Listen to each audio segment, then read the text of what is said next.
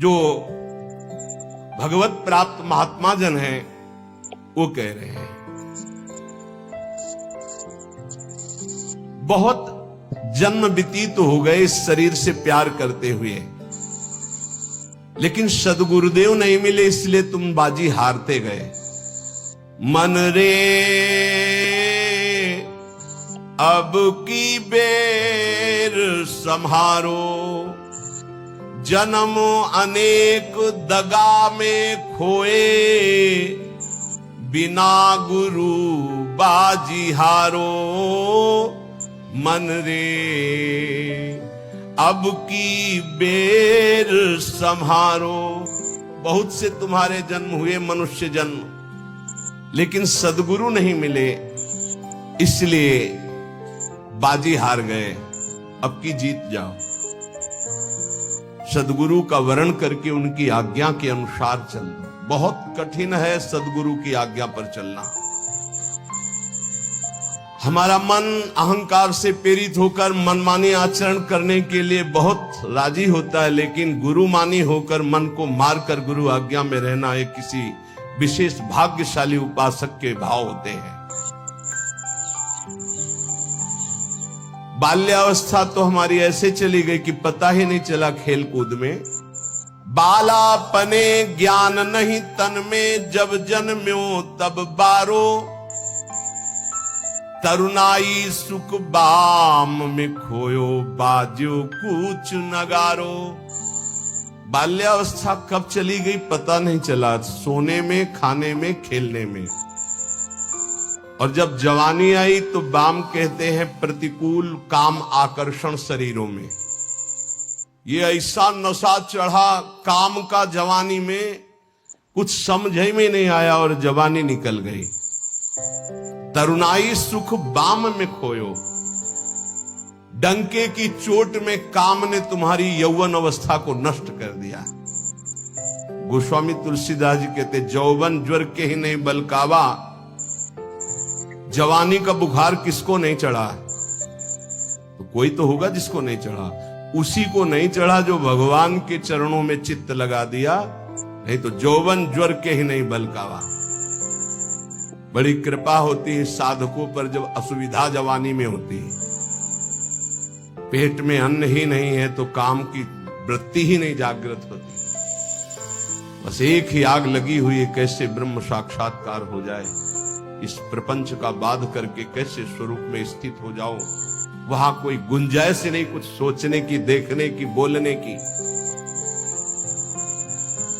अब यौवन अवस्था में काम सुख और बुढ़ापा अवस्था में, बाल्यावस्था से जवानी तक जो किया उसके संस्कार खत्म, मनुष्य जीवन खत्म। खलक सब रैन का सपना, समझ मन कोई नहीं अपना। कठिन है मोह की धारा, बहा सब जात संसारा। घड़ा जो नीर का फूटा, पत्र जो डार से टूटा। जो पत्ता डाल से टूट गया दोबारा नहीं लगेगा। कच्ची मिट्टी में पानी भरा गया, फैल गई, किसी काम की नहीं रही। ऐसे ही बुढ़ापा के बाद एक अवस्था आती मृत्यु, फिर मानव जीवन गया, फिर अन्य योनियों में भटकना पड़ा। तीन लोक और भुवन चतुर्दश, सब ही काल को चारो। पूरी रह्यो जगदीश गुरु, तन बासे रह्यो नियारो। कहे कबीर सुनो भय साधु, सब घट देखन हारो। जन्म अनेक दगा में खोए, बिनु गुरु बाजी हारो। मन रे अब की बेर संहारो। चाहे जितना तुम पुण्य करके चाहे जिस लोक में जाओ, तीनों लोकों तक काल का नगाड़ा बजता है। हर समय वो विनाश लीला करता रहता है। सब काल का चारा है, कोई नहीं बच सकता। जैसे हरिवंश प्रपंच बंच सब काल ब्याल को खायो। यह जिय जान श्याम श्यामापत कमल संगी सिर नायो। गुरुदेव ने जिसको स्वीकार किया और जगदीश का ज्ञान प्रदान कर दिया, कबीर साहब कहते हैं भाई सुनो, वही विजय प्राप्त कर लिया जो घट घट में सबको आराध्य देव माना। हर घट में हमारा आराध्य देव विराजमान है, वो जीवन मुक्त हो गया। इस शरीर का धारण करना मानव देह का यही सफलता है। नाम जप करते हुए सब में भगवत भाव करके अपने आप का उद्धार कर ले। समझो रे भाई, समझो रे, अरे हिया नहीं रहना, करना अंत पयाना। जाना है भाई जाना है, मरना है भाई मरना है, आज नहीं तो कल मरना है।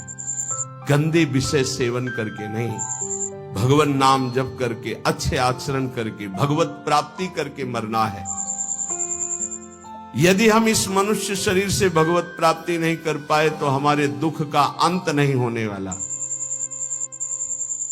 प्रेम भक्ति की रीति समुझ कर हित सो राम रिझावे, गोविंद के कौतुक गुण लीलाता को ध्यान लगावे। सेवा सुमिरन बंदन अर्चन नौधा सो चित लावे, अब की अवसर भलो बनो है बहुरी दाव कब पावे।